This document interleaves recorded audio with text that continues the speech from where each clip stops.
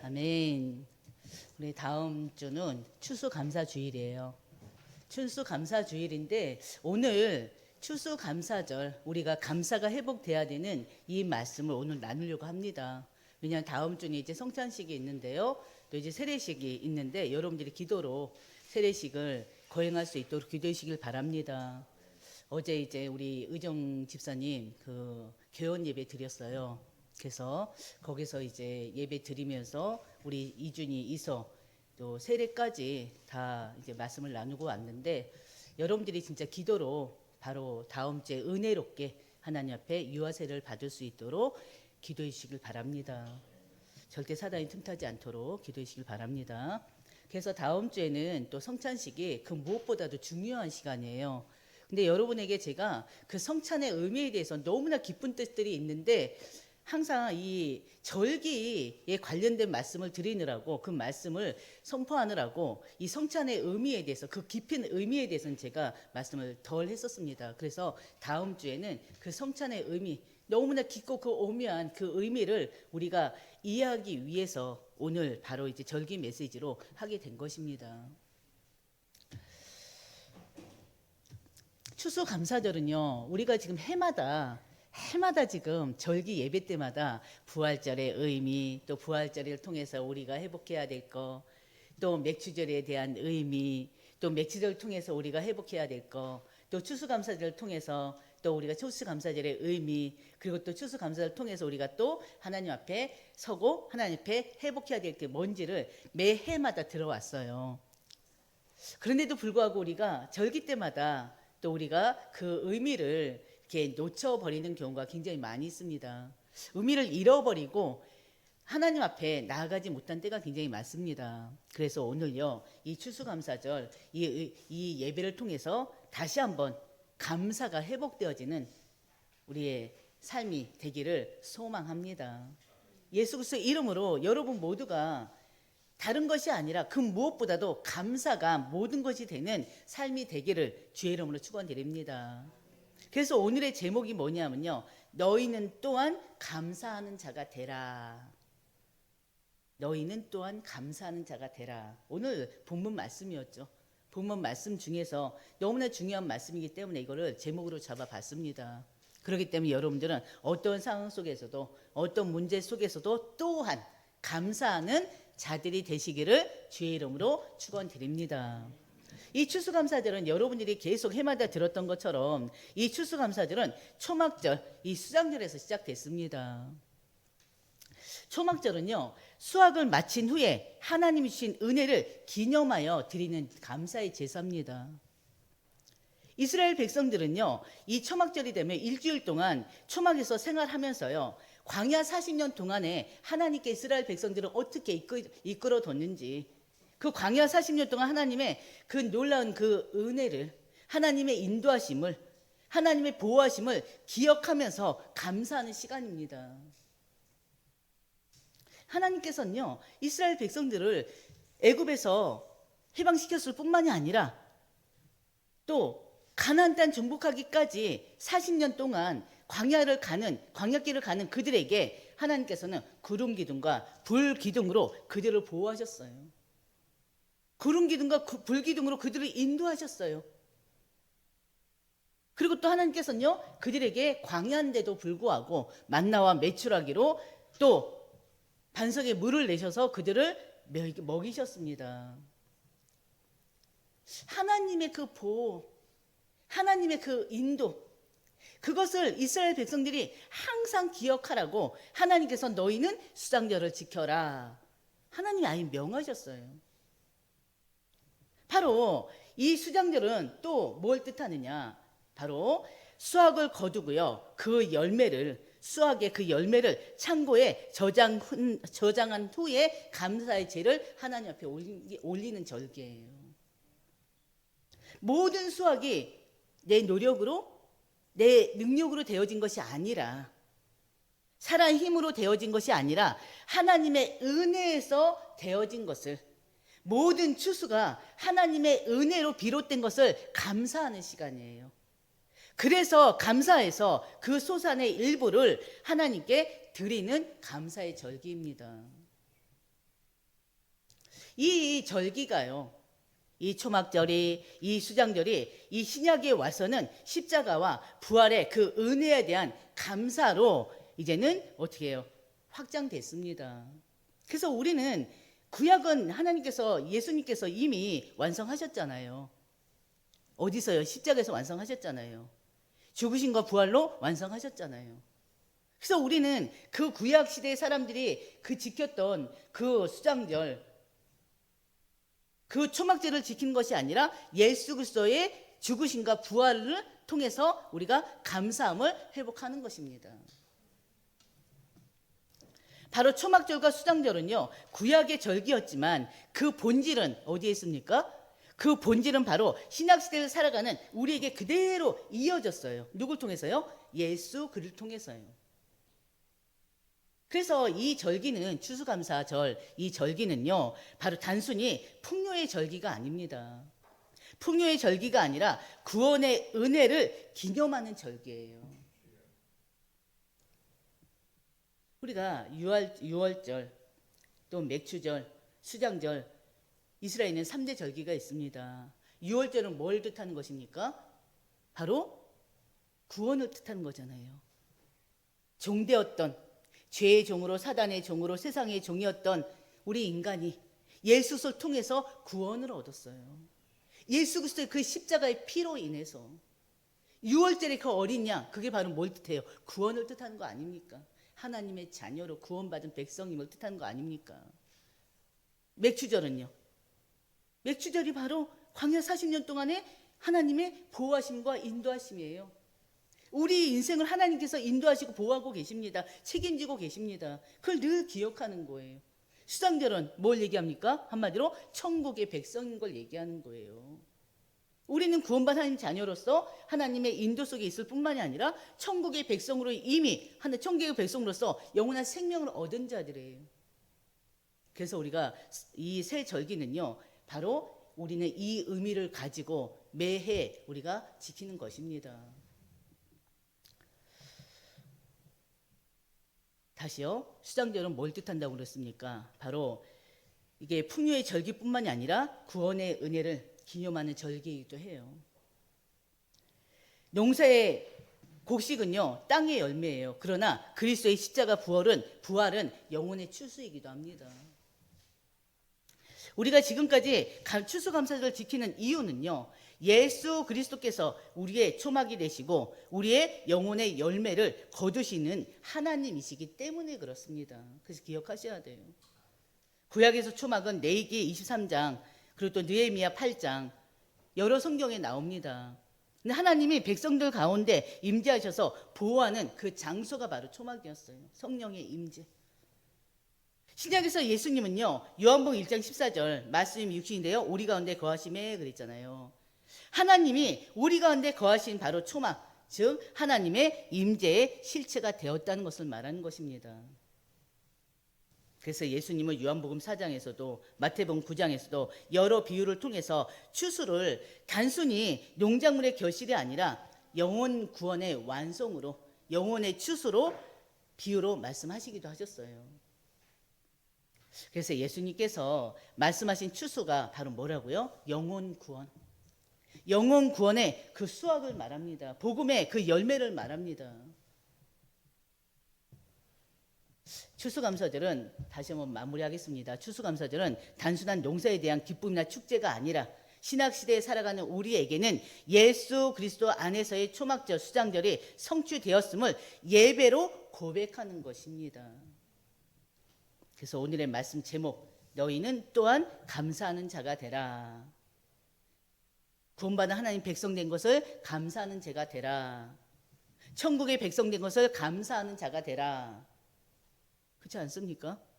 그 감사가 회복되어져야 돼요. 여러분들이 이 시간 말씀을 들으면서 내가 하나님 앞에 감사한 것이 뭐가 있을까 한번 생각하면서 말씀 들어보세요.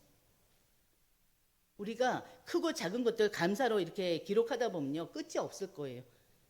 막상 기록하면 이것도 감사하고 저것도 감사하고 이것도 감사한데 평상시는 이 감사를 생각을 못해요. 기록하다 보면 별의별게 다 감사해요.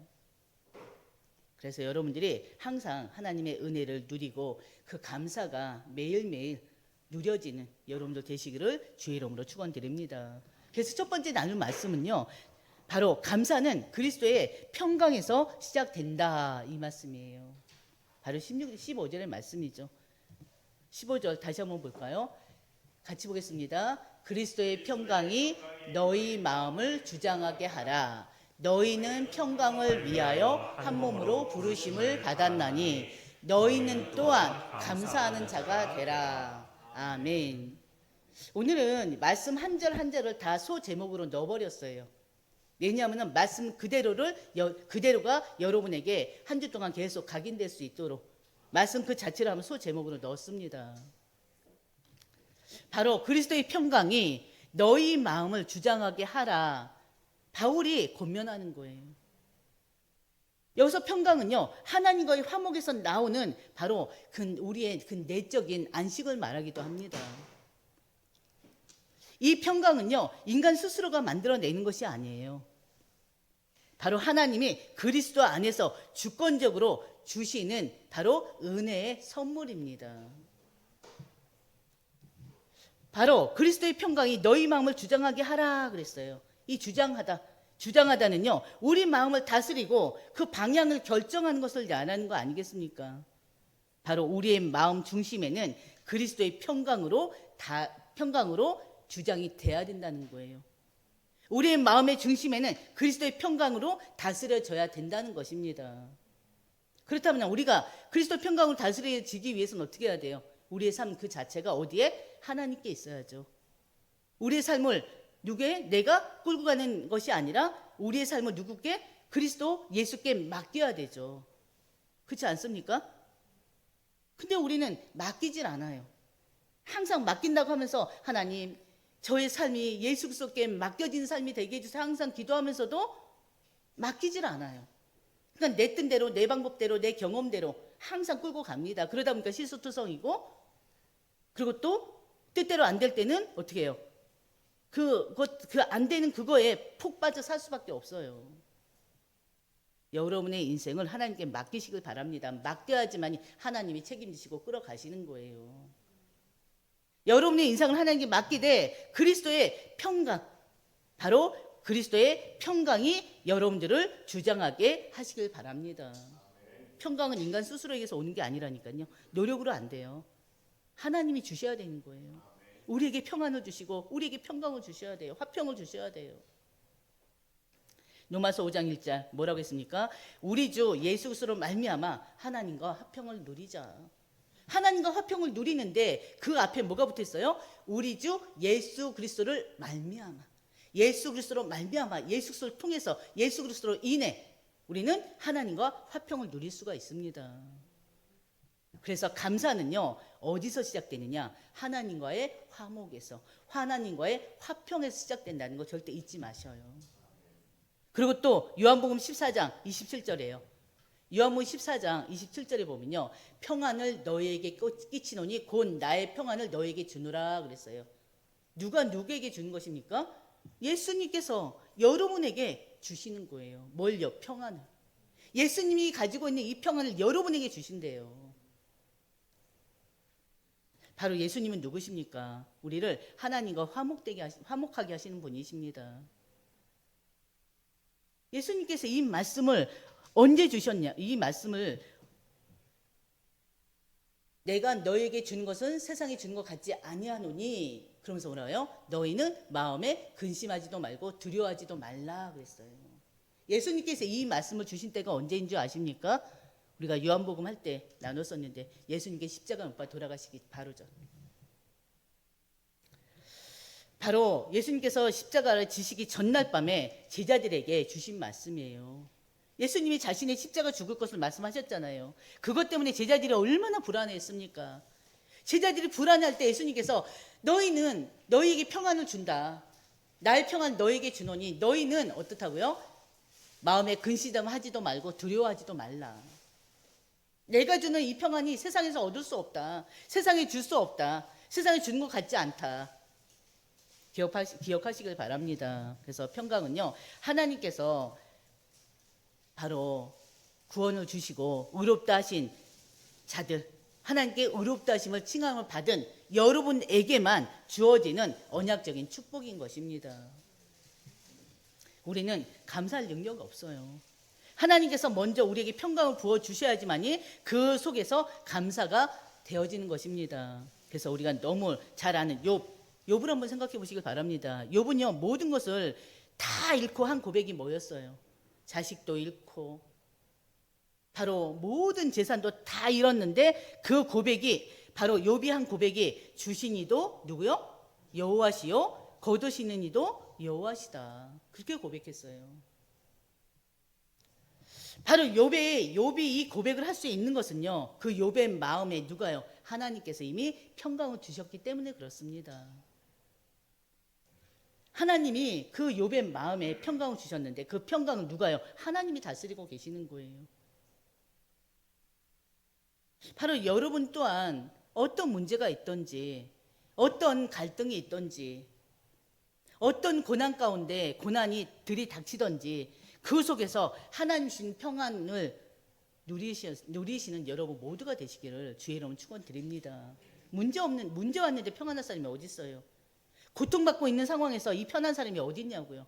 그런데 하나님께서 여러분의 마음을, 여러분의 생각을 딱 붙잡고 계시면 문제 가운데서도 세상 사람들이 전혀 이해할 수 없는 평강을 누릴 수가 있다는 것입니다.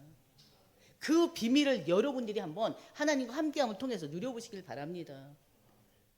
욥처럼 모든 걸 다 잃고도 하나님이 주시는 이 평강을 여러분이 그 문제 속에서 한번 누려보시길 바랍니다.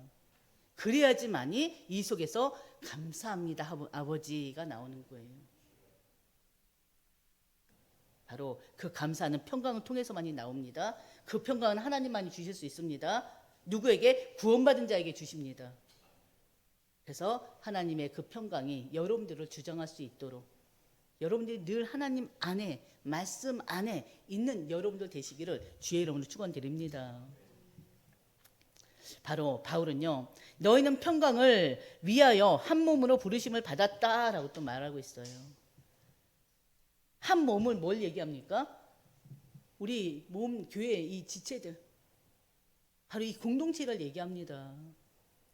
이 교회의 연합, 그리스도로 몸된 이 공동체를 말하는 거예요. 하나님이 너희를 평강의 상태로 화목의 목재를 부리셨다는 것입니다. 너희를 평강을 위하여 한 몸으로 부르심을 받았다. 한마디로 우리 한사랑교회 공동체는요, 하나님께서 바로 세우신 공동체입니다. 하나님께서 평안을 주시기 위해서 세우신 공동체예요. 평강을 주시기 위해서 세우신 공동체예요. 기억하시길 바랍니다. 여러분들은 옛사람이었잖아요. 죄를 가지고 있던 옛사람들이었잖아요. 죄를 지을 수밖에 없는 사람들이었잖아요. 근데 하나님의 은혜로 새 사람 됐어요. 새 사람을 입은 모든 성도들은 바로 이 교회의 주인 대신, 바로 이 교회의 머리 대신, 바로 누구? 예수 그리스도. 그 예수 그리스도를 통해서 한 몸을 이루고 있는 거예요. 그래서 여러분들은 한 몸으로서 서로 화평하고요, 하나로 하나님의 사랑으로 서로 연합되어져야 됩니다. 만일 교회가요, 평안과 화목으로 연합되지 못한다면, 하나님의 사랑으로 연합되지 못한다면 그 교회는 결코 하나님께 쓰임 받지 못할 거예요. 하나님의 뜻을, 하나님 계획을 이루지 못하는 교회가 될 수밖에 없습니다.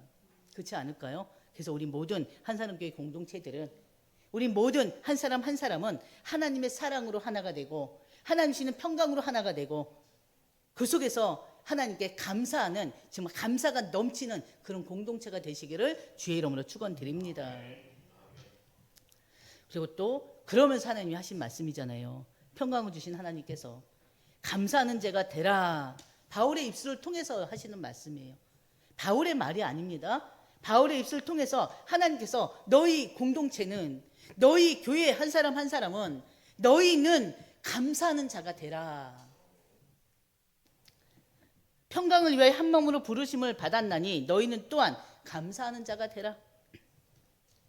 그럼 뭘 감사해야 될까요? 여러분 뭘 감사하실까요? 가장 먼저는 또 서론에서도 말씀드렸던 것처럼 복음의 본질을 얘기할 수밖에 없어요. 가장 먼저 감사해야 될 게 뭡니까? 죄인이었던 우리가 구원 얻은 거, 의롭다 칭함을 얻은 거, 의인이 된 거. 그리고 죄인이었던 우리가 하나님과 원수 되었잖아요. 예수를 통해서 하나님과 화목하게 된 거, 화평하게 된 거, 화목을 이루게 된 그 자체가 바로 감사 아닙니까? 그리고 또 우리는 심판을 받아야 돼요. 죄의 심판을 받아야 돼요. 지옥의 심판을 받아야 돼요. 그랬던 우리가 이제는 영원한 심판을 어떻게 해요? 받지 않아요. 영원한 심판 대신 영생의 복을 약속을 받았습니다. 이거 이상 감사할 게 어디 있습니까?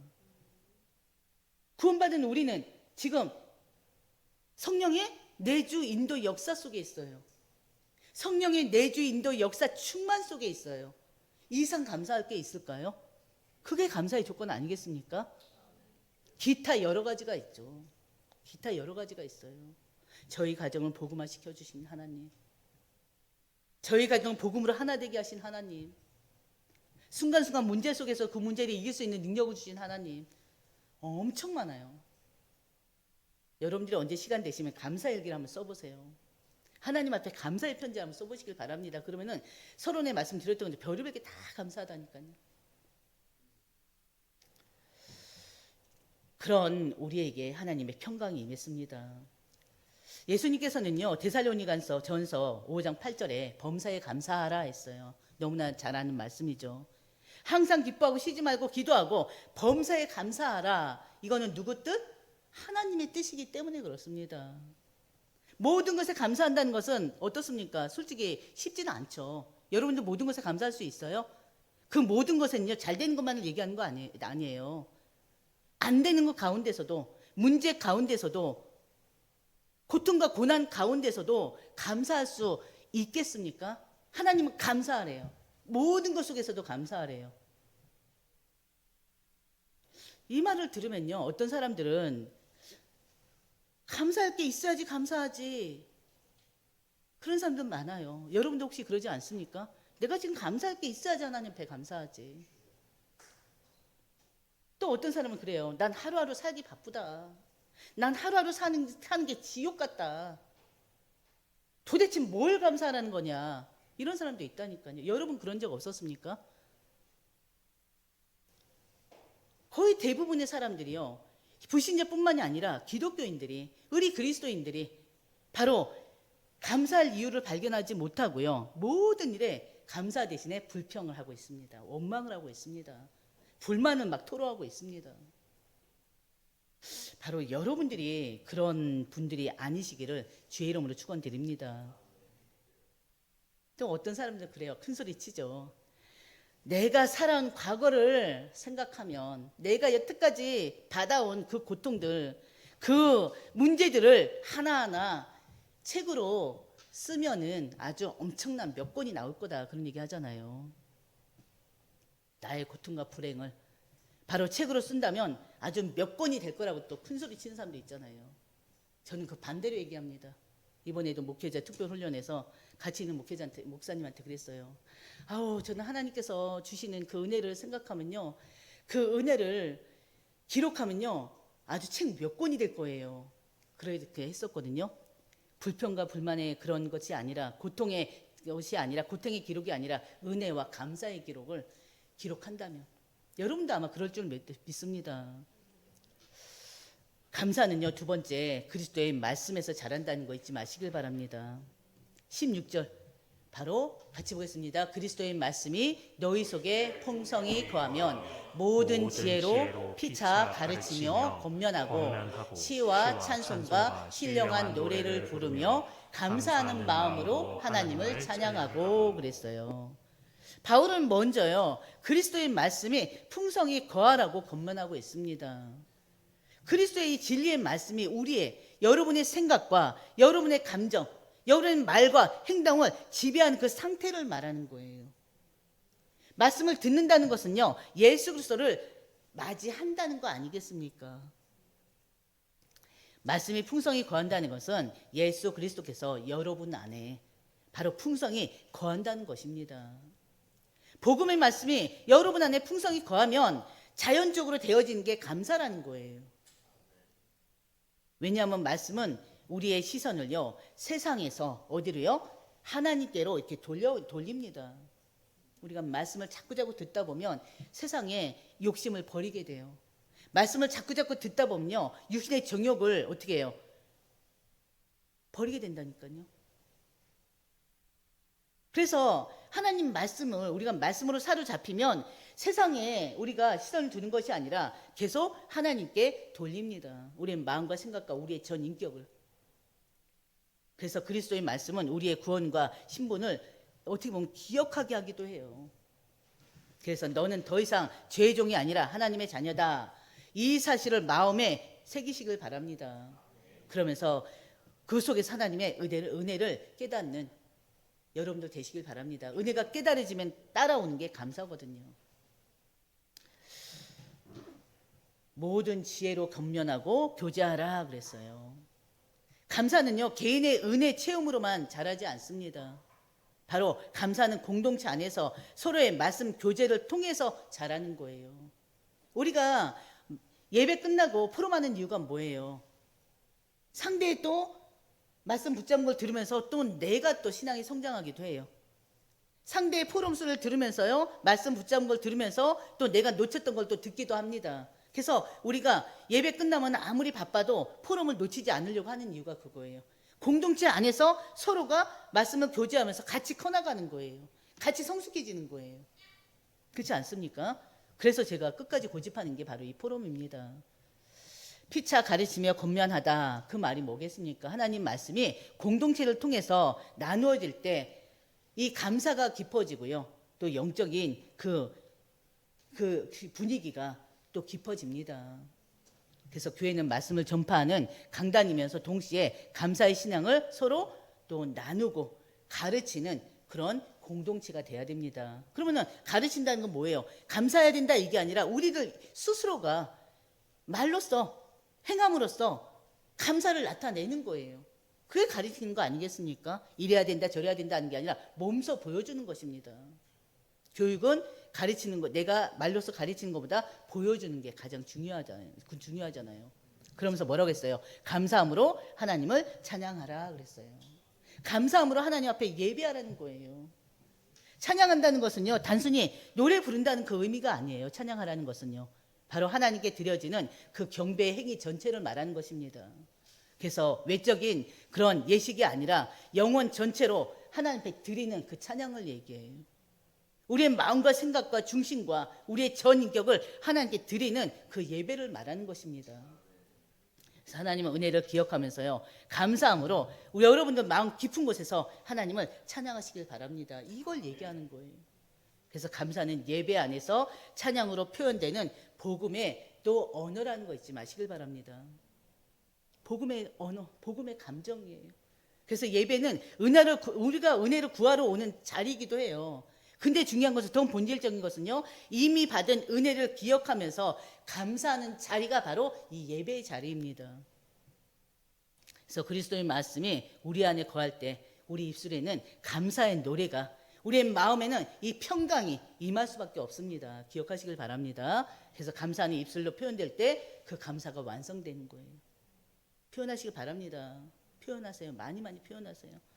감사가 사라지면요, 말씀 묵상도 끊어집니다. 세 번째요, 감사는 예수 그리스도의 이름으로 완성이 된다는 거 기억하시길 바랍니다. 17절 같이 보겠습니다. 또 무엇을 하든지 말에나 일에나 다 주 예수의 이름으로 하고 그늘 힘입어 하나님 아버지께 감사하라. 아멘. 사도 바울은요, 무엇을 하든지 주 예수의 이름으로 하라고 권면하고 있습니다. 무엇을 하든지 바로 뭐겠습니까? 우리의 삶 전체를 말하는 거예요. 성도의 모든 삶은요, 그리스도의 이름 하에 이루어진다는 것입니다. 그래서 성도의 교제와 예배뿐만이 아니라 모든 일상생활이 오직 예수 그리스도가 중심이 되어야 한다는 것을 말하고 있어요. 그래서 시편 50장 23절 시편 50장 23절 보면요. 감사로 제사를 드리는 자가 나를 영화롭게 하나니 그의 행위로 옳게 하는 자에게 내가 하나님의 구원을 보이리라 그랬어요. 감사로 하나님 앞에 제사를 드리는 자가 하나님을 영화롭게 하는 자입니다. 여러분의 입술에 감사가 끊어지면 안 돼요. 항상 하나님을 감사 찬양하시길 바랍니다. 그게 하나님께 영광 돌려드리는 거예요. 하나님께서 여러분에게 원하시는 거, 바라시는 게 뭐겠습니까? 하나님께서 이 한 사람 교회 바라시고 원하시는 게 뭐겠습니까? 우리의 찬양이에요. 감사의 찬양이에요. 은혜의 찬양이에요. 그 감사로 인한 그 예배입니다. 그걸 통해서 하나님께 영광을 돌려드리는 것을 원하십니다. 그래서 감사는 하나님께 영광 돌리는 제사입니다. 그래서 우리가 여러분들이 모든 일을 그리스도의 이름으로 해야 되는 이유는 바로 이미 말씀드렸던 것처럼 육신으로는 바로 십자가와 함께 예수님과 함께 죽은 자들 아닙니까? 그리스도인은 믿지 않는 사람들에게 그리스도를 보여주는 작은 예수라고도 표현하고 있어요. 그렇기 때문에 여러분들의 행동은, 우리 모든 성도들의 행동은 바로 성도의 주인이신 예수 그리스도의 영광과 명예에 직접적인 영향을 미친다는 거 기억하시길 바랍니다. 그럼 여러분의 말 한마디 한마디, 행동 하나하나, 그것이 다른 사람들에게 어떻게 비춰지고 어떻게 전달되는지 항상 생각할 수밖에 없을 거예요. 그러면 나의 말과 행동에 대해서, 이 언행 심사에 대해서는 늘 기도할 수밖에 없습니다. 내 감정에 의한 말과 행동이 아니라, 그렇죠? 오로지 성령의 이끌림 받는, 성령의 인도 속에 행해지는 행동이요 말이기를 여러분이 기도하지 않겠습니까? 바로 그렇기 때문에 우리 모든 하나님의 백성들은요, 자기의 욕심대로 자기의 의지대로 행동하면 안 됩니다. 그리스도와 연합된 자로서 여러분 안에서 역사하시는 그 그리스도, 성령의 인도받는 여러분 모두가 되시기를 주의 이름으로 축원드립니다. 그러면서요, 바로 두 번째, 예수를 힘입어 하나님께 감사하라 그랬어요. 하나님 아버지께 감사하라. 어떻게 해요? 예수 그리스도로 힘입어서. 예수 그리스도를 힘입어라는 말은 감사가 단순한 인간의 의지나 감정이나 예절이 아니라 바로 예수 그리스도의 그 구속의 그 통로를 통해서만이 이루어진 행위임을 얘기합니다. 우리는 죄로 인해 하나님께 나아갈 수 없었어요. 그러나 예수 그리스도의 십자가 죽으심과 부활로 하나님과 관계가 회복됐어요. 그렇지 않습니까? 그 예수 그리스도의 십자가 죽으심과 부활로 인해서 우리가 하나님과 화목하게 됐단 말이에요. 끊어졌던 것들이. 그래서 감사의 제사는요, 그리스도의 희생 위에서만 드릴 수가 있습니다. 그래서 사도 바울은 감사할 수 없는 조건에서도 감사하시는 그 예수님의 신앙을 본받아 감사하라는 것을 얘기하고 있는 거예요. 예수 그리스도를 힘입어. 그렇다면 예수님의 감사는 어떤 것입니까? 한마디로 예수님의 감사는요, 어떤 조건에서도, 감사할 수 없는 조건에서도 드려진 절대 감사였어요. 우리가 예수님에 대해서 너무나 잘 알잖아요. 하나님 자체였던 예수님이 우리 인간의 죄를 해결하기 위해서 육신을 입고 이 땅에 오셨어요. 이 땅에 오셨을 때 태생부터가 어떻습니까? 예수님의 태생부터가, 예수님의 전생애가 평탄하지 않았어요. 예수님이 어디서 태생하셨습니까? 말 구유에서 나셨죠. 그리고 태어나자마자 헤롯 왕으로부터 생명 위협을 받고요, 애굽으로 피신했습니다. 가난한 모수의 아들로 사셨어요. 그리고 또 공생의 기간 동안에 어떻습니까? 공생의 기간 동안에 천국 복음을 전파하시면서요, 복음을 계속 전하셨습니다.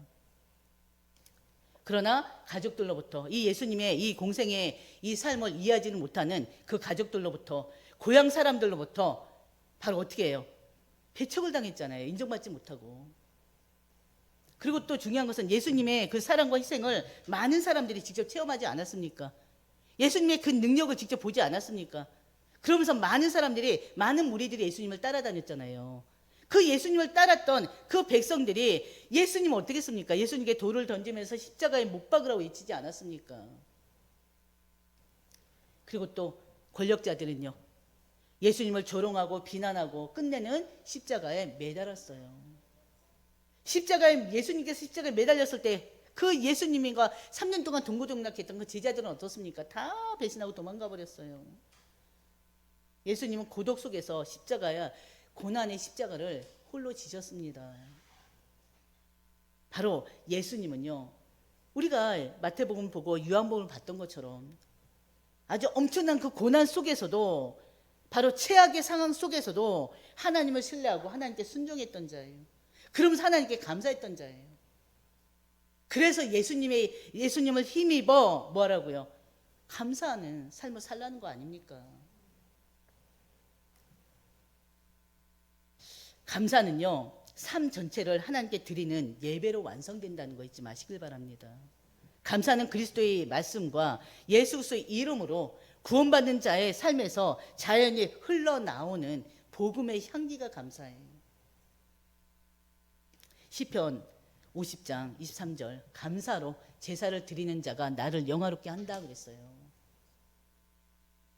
여러분들이 하나님을 영화롭게 하는 자들이 되시길 바랍니다. 근데 그 영화롭게 하는 자가 하는 것이 뭐라고요? 감사.